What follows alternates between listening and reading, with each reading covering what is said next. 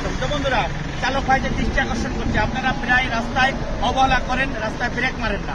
এই যে চিহ্নগুলো, এটা হলো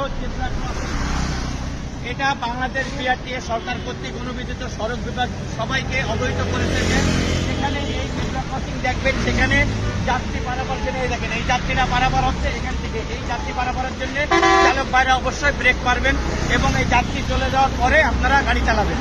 অর্থাৎ সবসময় মনে করবেন একটি দুর্ঘটনা সারা জীবনের কান্না, এই কথা চিন্তা করবেন এবং আপনার দ্বারা কেউ যাতে ক্ষতিগ্রস্ত না হয়, আপনার দ্বারা কোনো দুর্ঘটনা না হয়, সেই কথা চিন্তা করে আপনারা গাড়ি চালাবেন। অতএব 500 রাস্তা এখানে দেওয়া আছে। 500 রাস্তা বলতে বাম পাশ থেকে একজন লোক আসতে পারে কিংবা কোনো গাড়ি আসতে পারে, সেটাও চিন্তা করে এই জায়গাটা একটু স্লো করবেন।